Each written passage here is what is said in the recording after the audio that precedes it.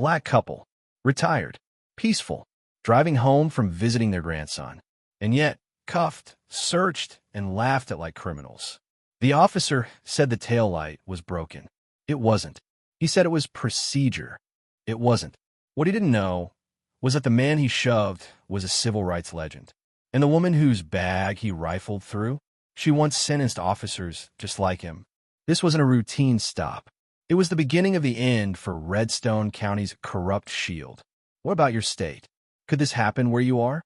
Welcome to Mr. 7 Stories, where truth travels faster than sirens. If stories like this matter to you, hit that like button, subscribe, and follow for more. Now, let's begin the story. Late afternoon on Route 47 North, the red-orange light of dusk spilled across the hot asphalt like an oil slick on a southern summer sky. Raymond Holloway's silver 2009 Buick rolled steadily past a row of whispering pine trees, its engine still purring smoothly, just as it had the day he'd driven it off the lot in Glenfield Heights. In the passenger seat, Desiree Holloway tilted her head toward the window, her hand resting gently on an open book in her lap, a 1984 federal court ruling she still carried out of habit, even though she'd been retired nearly a decade. Raymond kept his hands at 10 and 2, like he was still taking a driving test. The only difference was he'd been driving for 60 years. Guess I sped up a little back there, he muttered as the blue and red lights flared across his rearview mirror like a cold blade across his cheek.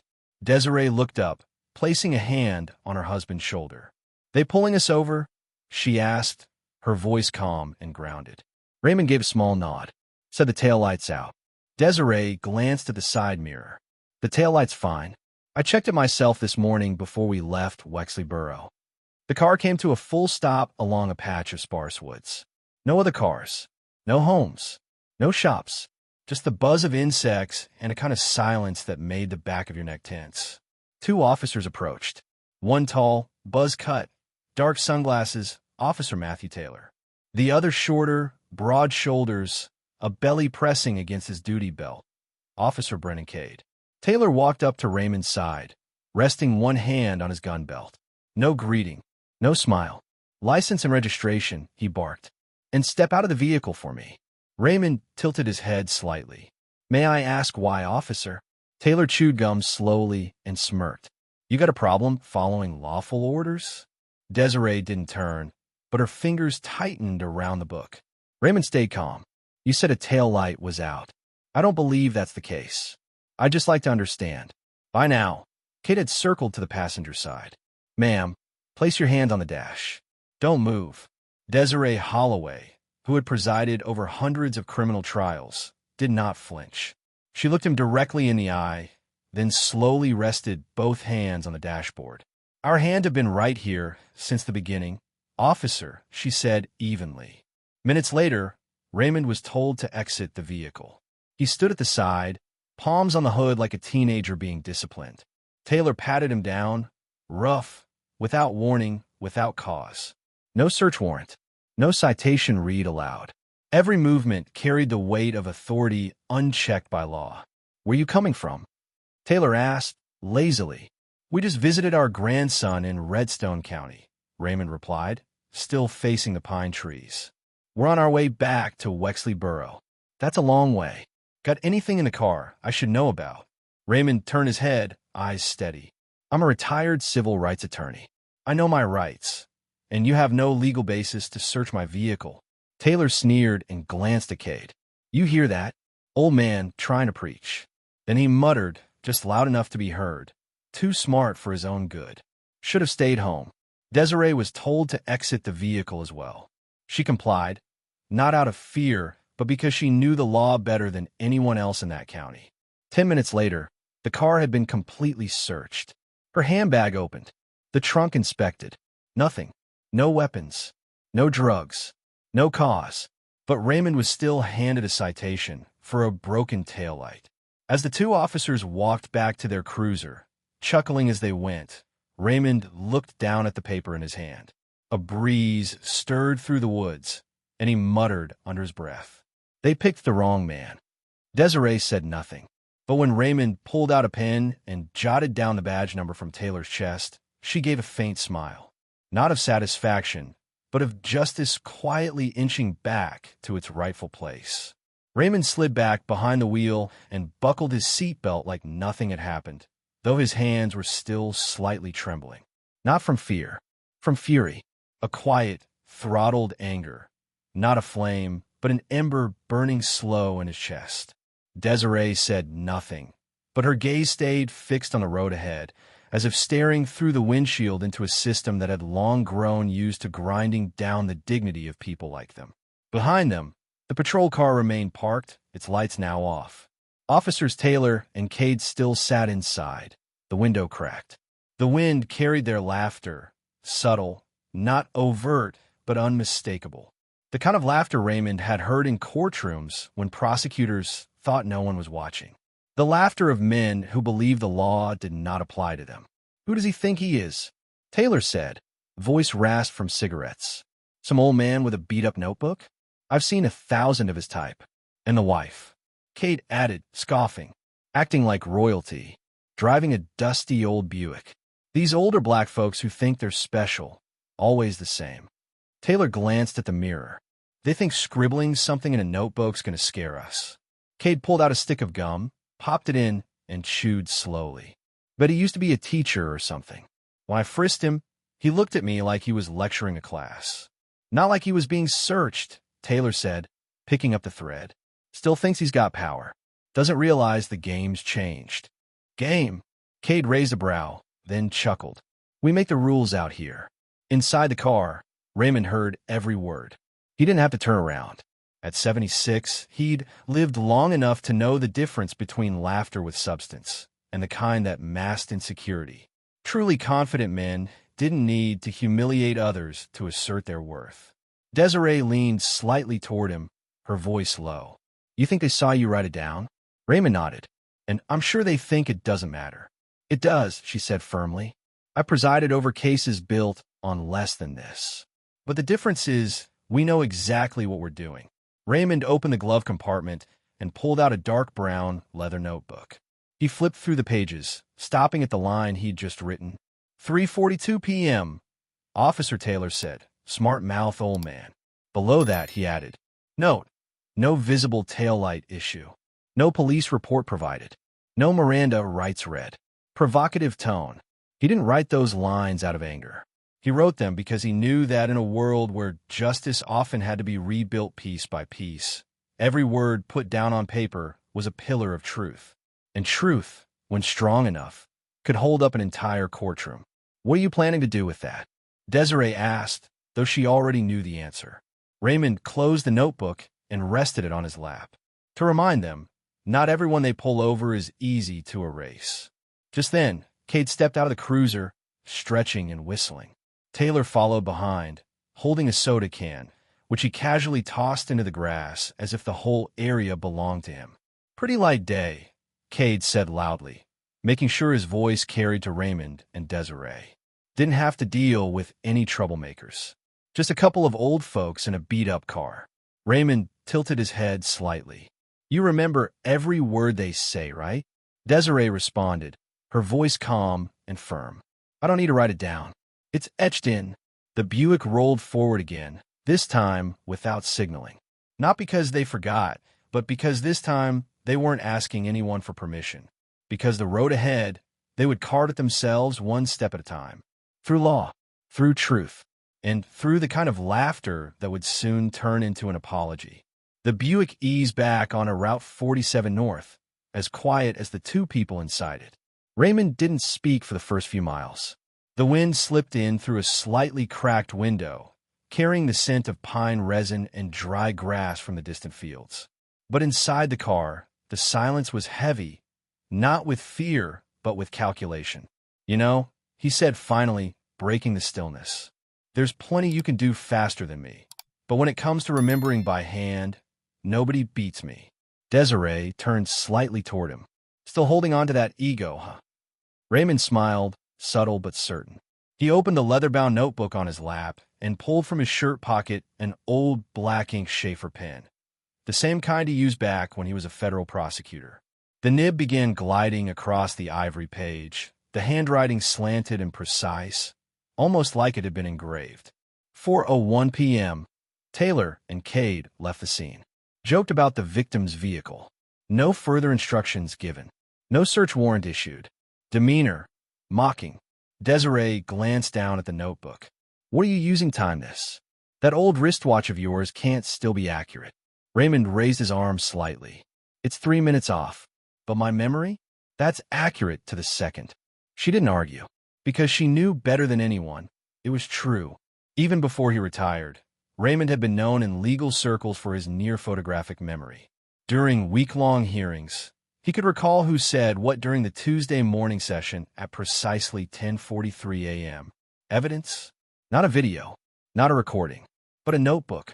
And every time he walked into a courtroom, his opponents knew they were facing the most dangerous weapon of all, a disciplined mind and a notebook that never lied. You really remember it all? Desiree asked. I don't need to remember everything, just the parts they forgot someone was listening to. Then he flipped back a few pages in the notebook and pointed out a line to his wife. People like you always look guilty. Nash, March 2020, checkpoint. Desiree raised an eyebrow. That's from the Tifton County case. You still kept that. I wrote it down the day Rosalind told us about it. Didn't plan to do anything with it back then. But now, she smiled. Now it has a purpose. The car kept moving, passing the faded welcome sign. Redstone County, a place to grow. Raymond glanced at it and thought, true, but it's also a place where privilege grows roots. He pulled into the lot of Clearhaven Market Stop. The glass doors slid open with a soft chime. Inside, an older white man was wiping down the coffee machine behind the counter. Mr. Holloway, the store owner greeted, recognizing him immediately. Been a while.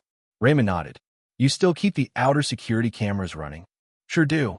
What? Raymond pointed out toward the Buick parked by the curb. I need the footage from when we left the station. If you've still got it, you'll be helping me and saving Redstone from a very loud lawsuit. The store owner raised an eyebrow and studied him more closely. It's that serious? Raymond gave a quiet smile. I don't joke, Mr. Hanson. I still have that old notebook. A few minutes later, Raymond held a printed still from the footage. The Buick's tail light glowing clearly. Timestamp. 3:36 p.m., 6 minutes before Taylor and Cade lit up their sirens. On the drive back, Desiree glanced over at her husband again. You really never retired, did you? Raymond answered without turning. Just been sitting in the back seat for a while. But looks like I'm back at the wheel now. Dusk had settled by the time their Buick rolled onto the familiar gravel road just outside Wexley Borough. The cream-colored house with a wide porch, where they'd lived for nearly 30 years, emerged beneath the magnolia trees, serene, untouched, as if nothing had ever disturbed it. But this time, as Raymond cut the engine, that calm didn't feel restful. It felt like the stillness before a storm. Desiree stepped out, opened the trunk to retrieve her bag, and paused. She stood straight, gazing at the porch, where her old brass judge's nameplate used to hang. Then she spoke, her voice low but resolute. We're filing a lawsuit. Raymond nodded. Not just for us. For the ones without notebooks. Without proof. Without anyone to call. They stepped into the house. The scent of old wood and dried mint from the kitchen greeted them like a memory. Years of courtrooms, long nights, hard-won justice. Days when silence in the courtroom wasn't fear, but focus. Now, two elders were preparing to walk back into that old battlefield. But this time, it was to remind the system they were still here. Raymond set his notebook down on the oak coffee table, reached for the landline, and dialed a number from memory. After 3 rings, a woman's voice answered, gravelly, quick, sharp as ever. Hello. Mira, Raymond said. It's me, Raymond Holloway. Her voice perked up. I thought you were growing tomatoes and meditating these days. I was, until 2 officers decided to stop me, mock me, and search me illegally. Silence. Then, Mira Thatch's tone changed. Lower, steelier. Names. Matthew Taylor. Brennan Cade. Redstone County. A few rustling papers, then the soft clack of keys. I've heard Taylor's name. An internal complaint last year got buried. Cade was flagged in 2020 for a racial comment at a checkpoint. No one's ever brought a case, though. Raymond leaned back in his chair, his eyes sharpening. Now someone will. Mira hesitated. Raymond, this isn't the 90s anymore. The defense shields they've got now. Paperwork, sealed logs, buried evidence. They can bury this case before it ever breathes.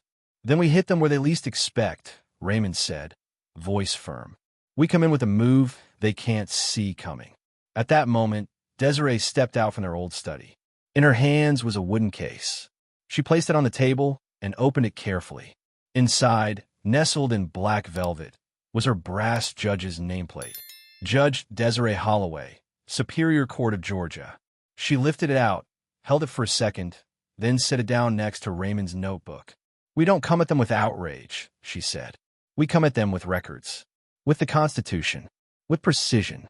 Raymond smiled faintly, then turned back to the phone. Tomorrow I'll begin drafting a federal civil rights complaint. Title 42, Section 1983. Violations of the 4th and 14th Amendments. Mira, I'll need those internal records. And one more thing. What's that? He paused, then dropped his voice. Check the rookie training program in Redstone County. I have a feeling something's off at the root. Guys like Taylor don't act that bold unless someone taught them it was fine. Mira went quiet. You think the academy itself is compromised? Desiree leaned in, speaking into the speakerphone. Not just compromised. Protected. Raymond nodded. If we're right, this lawsuit won't just expose 2 officers.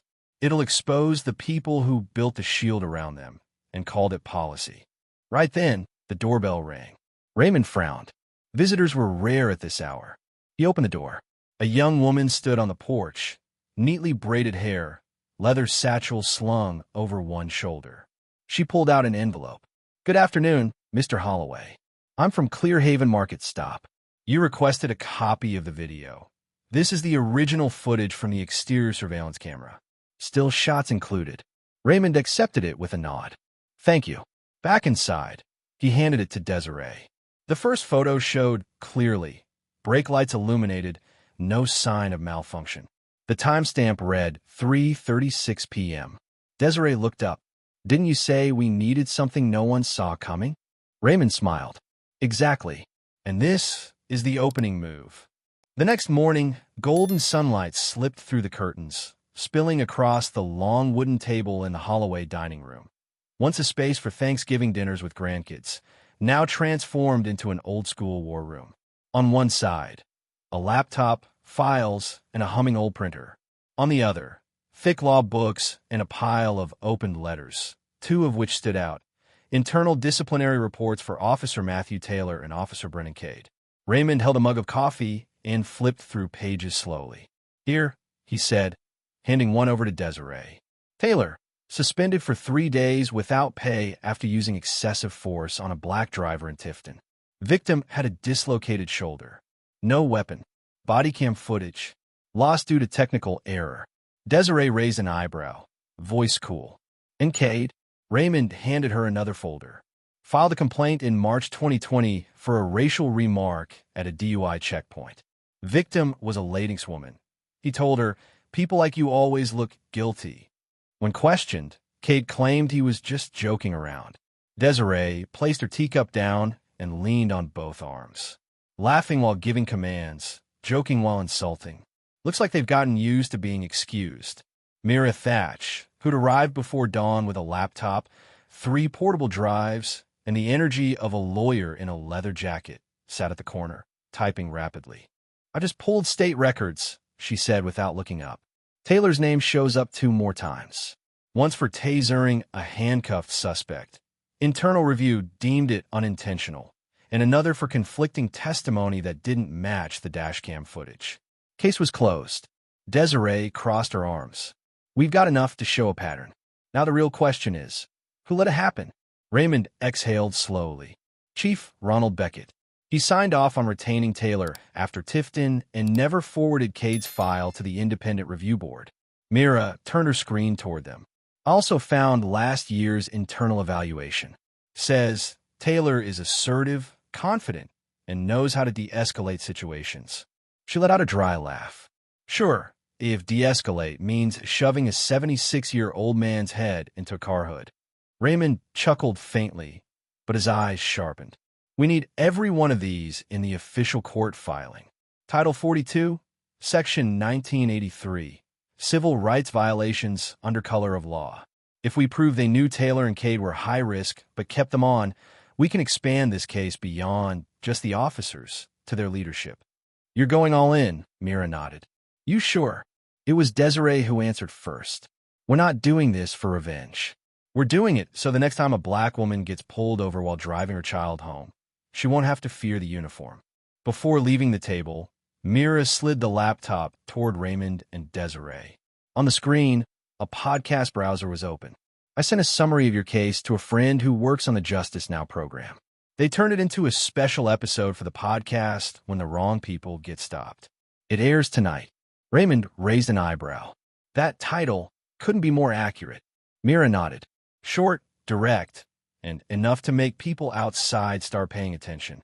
And just as Mira predicted, less than 24 hours after the podcast aired, Raymond and Desiree's story had spread across Redstone County, Wexley Borough, and beyond. People began texting, calling, and commenting, not to offer admiration, but because they too had been harassed.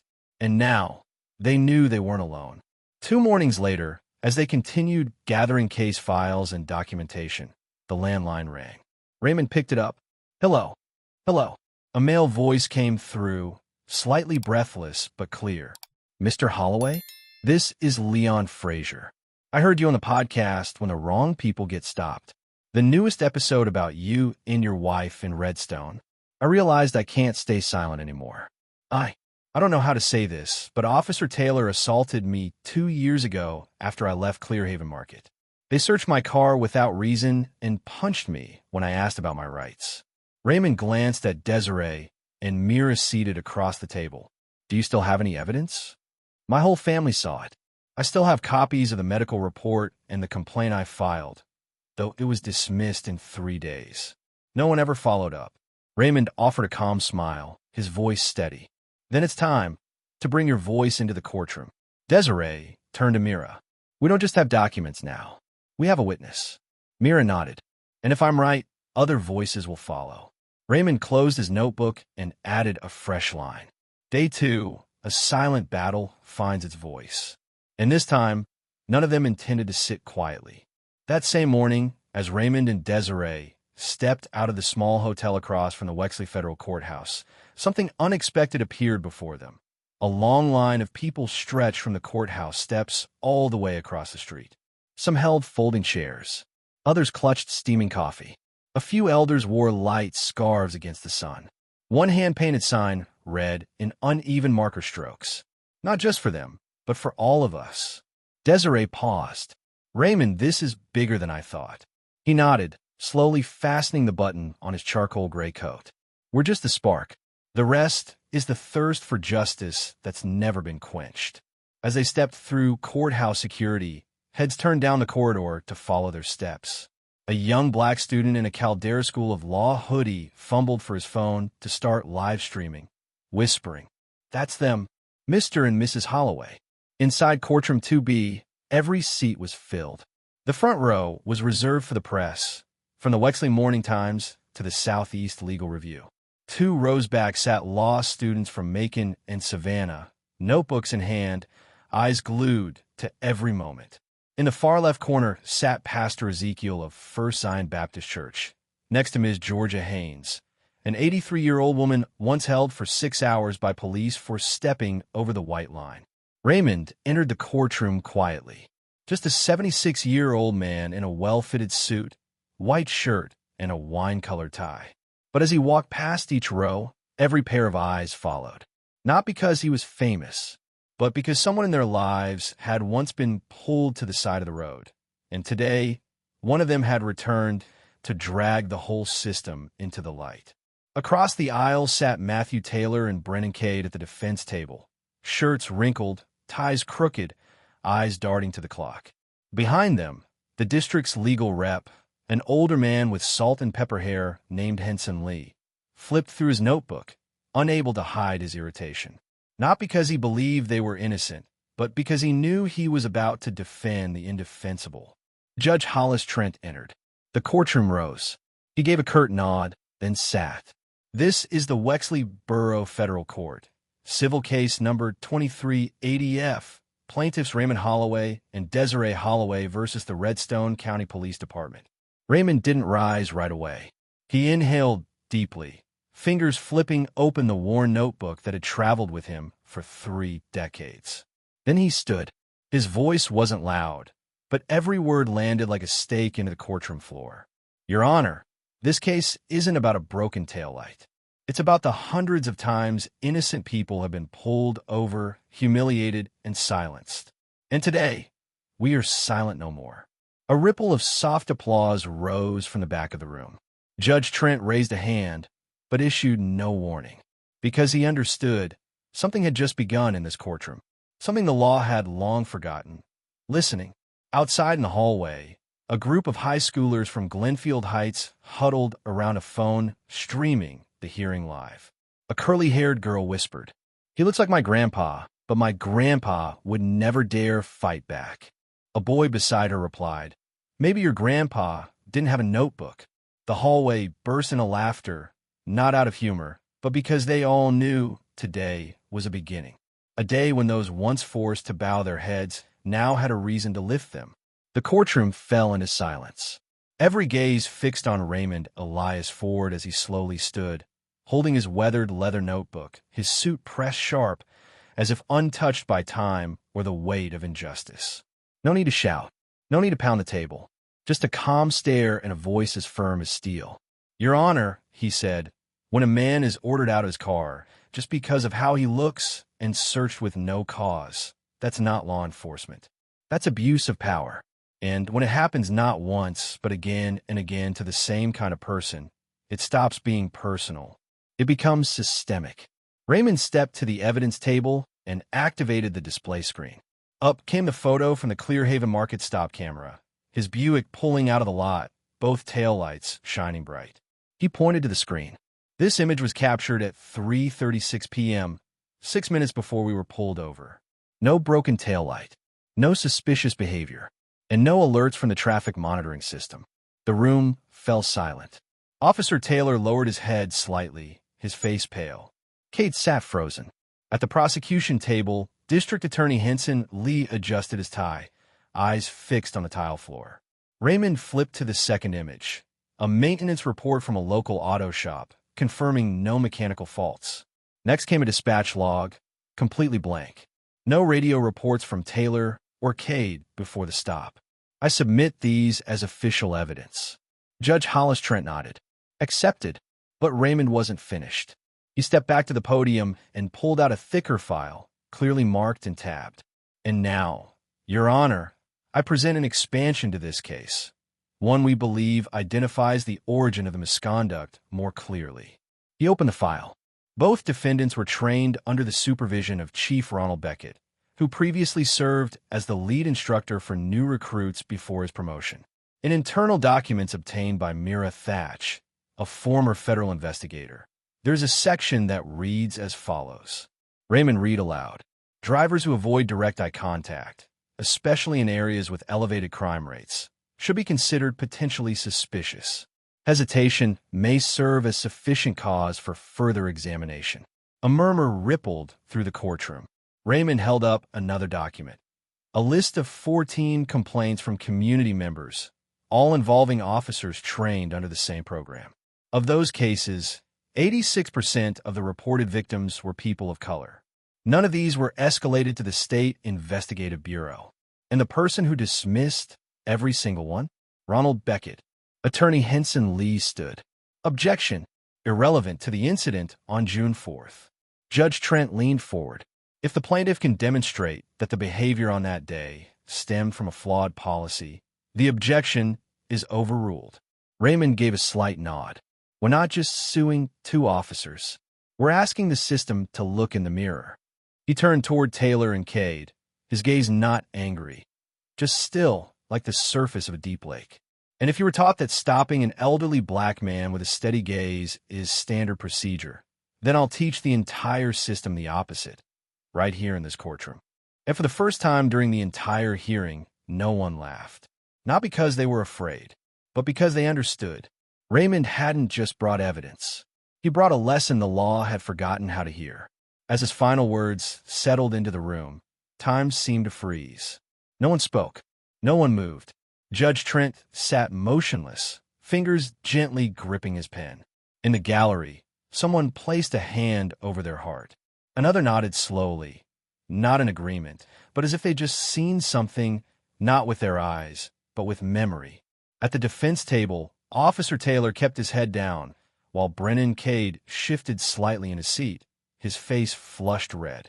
He glanced at District Attorney Henson Lee, then turned back to stare at Raymond, his expression no longer confident but visibly anxious. And then, an unexpected sound shattered the tension. Thud. Cade's chair suddenly tipped backward. In the rush to correct himself, a phone slipped from Cade's shirt pocket and hit the floor with a sharp ping. Its screen still lit, revealing an incoming text message. "Just keep your mouth shut. This'll fade like always." Raymond tilted his head. "Your Honor," he said calmly, "I believe the evidence that just hit the floor speaks louder than any testimony." District Attorney Henson Lee sprang to his feet. "Objection. That's a private message, irrelevant." "Then let's clarify," Raymond replied. "I request a recess to file a motion to extract and examine the defendant's phone under the electronic discovery provisions." Judge Trent looked down at the phone, then over at Cade, who now stared at the floor in silence. "Motion granted. Court will recess for 45 minutes. The device will be sealed until further order." A hush swept through the gallery, followed by murmurs of disbelief. No one had expected a moment like that, let alone for Raymond to uncover it without raising his voice or staging theatrics. He simply stood there, solid, unwavering, and the system trembled around him. As the courtroom cleared for recess, Desiree leaned toward Mira Thatch, seated 2 rows back. "What do you think?" Mira smirked. "I think somebody just shot himself in the foot." When court resumed, Raymond returned to the stand, this time with a transcript from one of Taylor's previous complaints. He read it line by line, then compared it to Taylor's current statements. Repeatedly, inconsistencies surfaced. Then again, more contradictions. By the time he finished, the entire courtroom sat in stunned silence. No one moved. No one breathed. It wasn't just a legal presentation. It was a symphony of justice. Every note was truth, and the conductor was a man who had wielded the law for decades, not as a weapon, but as the one instrument that kept the world in balance. And this time, he didn't miss a single beat. That afternoon, the sunlight streamed through the tall windows of Wexley Federal Courthouse, casting long lines across the tiled floor as if underscoring the gravity of the moment. Every eye was fixed on the center podium, where Judge Hollis Trent turned the final pages of the case file. In his hand was a silver pen, but his gaze cut sharper than any ink ever could. Raymond and Desiree sat upright, no hands clasped, no tears shed. They didn't need to. They had already endured more than any single trial could hold. Today, they sat not as victims, but as representatives of countless voices that had been silenced for having the wrong skin color at the wrong time. Across the room, Matthew Taylor sat rigid, face pale, sweat collecting at his brow. Brennan Cade bowed his head, fingers tightening around his sleeve. Gone was the arrogance of day one.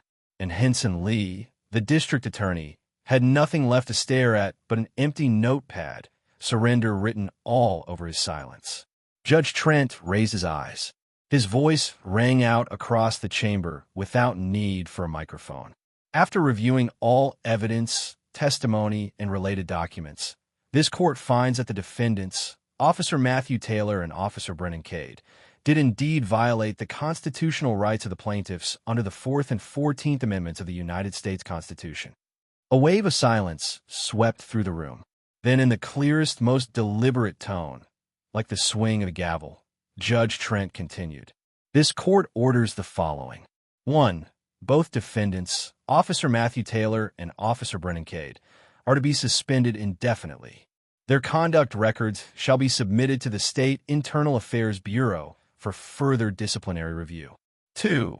The Redstone County Sheriff's Office, under the leadership of Sheriff Ronald Beckett, is found to have engaged in concealment, delayed internal complaint processing, and maintained a training policy with signs of systemic discrimination. 3. The Redstone County Sheriff's Office is hereby ordered to issue a formal public apology to the plaintiffs and the civil community, both in writing and at a recorded press conference, for its abuse of authority and internal misconduct. 4. The Redstone County Sheriff's Office shall pay a total of $130,000 in damages to the plaintiffs, covering harm to their dignity, emotional distress, and all legal costs incurred during the litigation process. 5. This court recommends that the Office of the State Inspector General of Georgia initiate an independent investigation into the Redstone County Police Department's internal training program, with special focus on post-graduation behavioral monitoring and the civil complaint resolution system. Judge Trent paused, then looked directly at Taylor and Cade, his gaze carrying the weight only a seasoned guardian of justice could wield, a mix of resolve and warning. This court wishes to emphasize, a badge does not grant immunity. It is a symbol of service, not a license to abuse. The gavel came down. Thud. This court is adjourned. The room held its breath for a single beat, and then applause erupted, beginning from the back row where the Caldera law students sat. It rippled outward. Several elders rose to their feet, eyes misty. A young woman embraced her husband, nodding slowly as if justice had found them too, even though they weren't the ones on the docket. Raymond didn't turn to acknowledge the crowd. He simply stood, buttoned his jacket, and closed his worn leather notebook. Desiree picked up the black briefcase at her feet, clicked it shut, and leaned toward her husband. "Let's go," she said softly. "We've still got work to do." As they stepped out of the courtroom, reporters and cameras swarmed. One voice called out, "Mr. and Mrs. Holloway, do you have a message for the public?" Raymond stopped for just a single step. He turned to the nearest camera lens and spoke with quiet precision. "We didn't do this to win. We did it to remind the system someone is still watching. And next time, don't make anyone do it alone." Then he walked on. Behind them, the courtroom doors closed. But somewhere beyond those doors, another one had opened, for justice and for the stories long buried beneath the pavement of silence. 2 weeks after the landmark ruling at Wexley Federal Courtroom, Raymond Holloway stood at a whiteboard inside a classroom at Caldera School of Law, the same institution where he once lectured back in the early 2000s. But this time, there was no podium, no prepared syllabus.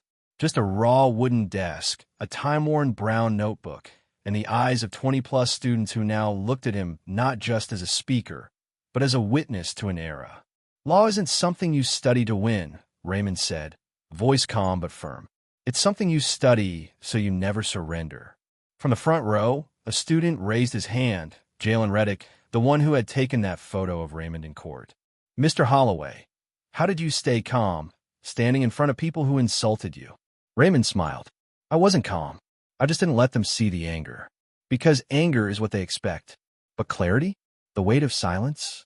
That's what they're never prepared for." The class let out a quiet laugh, not from humor, but from understanding. They realized that steadiness could be more powerful than shouting. A young woman with neatly braided hair raised her hand. "What if you didn't have the evidence?" Raymond looked up, his gaze turning serious. "Then you speak up.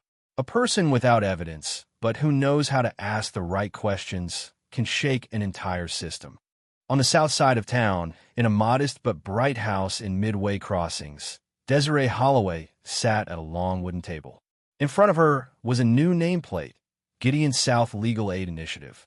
A large map of rural southern counties hung on the wall, marked with red pins at every location she planned to open satellite offices.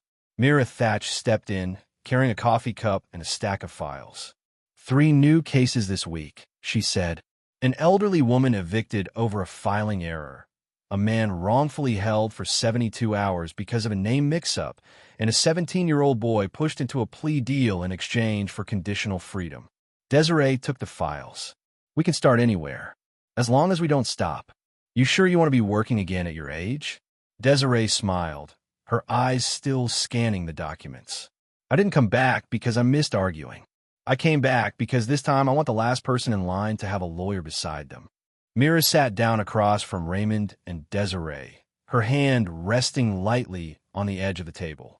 After a pause, she spoke, not with the sharp tone of someone chasing evidence, but with the voice of someone who had seen too many battles and nearly walked away. There were times I thought I left the field because I was just exhausted, Mira said, eyes drifting toward the window. But yesterday, sitting in that courtroom, watching you stand without yelling, without getting angry, I remembered why I started doing this. It wasn't to win every case, she added softly. It was to remind myself that sometimes the truth just needs someone steady enough to stand still and not back down. Raymond nodded, saying nothing. Desiree held Myra's gaze for a long moment. Then don't leave again.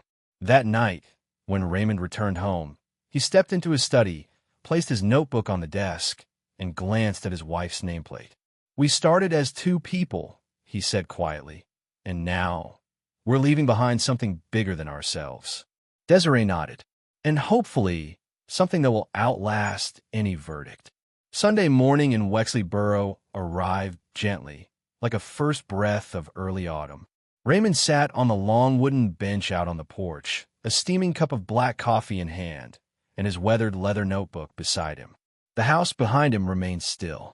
Desiree was in the kitchen preparing breakfast, cornbread, like she always did on weekends, a small ritual of normalcy amidst great change. A small sparrow landed on the railing. Raymond watched it for a moment, then slowly opened his notebook and wrote. Change doesn't always come from big things. It comes when someone decides to stop bowing their head. Just then, the doorbell rang. Raymond stood up, walked to the door, and saw a light brown envelope neatly placed on a welcome mat. No return address, just a line of handwriting in shaky, youthful script. To Mr. Holloway. He opened it. Inside was a folded sheet of lined notebook paper. As he unfolded it, the first line made him sink back into his chair. My name is Elijah. I'm 17, from Glenfield Heights. I watched what you and Mrs. Holloway did in that case. I never thought an old man who speaks softly, writes by hand, and never yells, could make an entire system bow its head. But now I understand. Not everyone who's silent is weak. Some stay quiet to listen. Some stay quiet to prepare. And some, like you, stay quiet to change something. Raymond read each line slowly, down to the final words. I've decided to study law. Not to win, but so that if I ever get pulled out of my car in the middle of the street again, I won't have to bow my head. Thank you, both of you, for teaching that without ever raising your voice. He folded the letter and placed it in the center of his notebook. Among hundreds of notes, this one wouldn't be kept for evidence, but for meaning. That afternoon, Raymond brought the letter to the desk where Desiree was reviewing a stack of legal aid forms. When she finished reading, she didn't speak right away, but her eyes softened, like a thin layer of rain had just passed through. You see, she whispered, we don't need a big office. We don't need to lead some powerful organization. We just need one person to carry it forward. Raymond nodded, then looked out the window. The sunlight poured through the magnolia trees, casting long stripes across the hardwood floor. They say justice is blind, he said quietly, but I think it sees whatever direction people point it in. And that day in court, we showed it where to look, back at the people. Desiree gently took his hand, and this time it didn't turn away. They sat there for a long while, saying nothing more. They didn't have to, because sometimes legacy doesn't live in statues or textbooks, but in a handwritten letter, the eyes of a student, and the quiet, steady knock of justice finally waking up.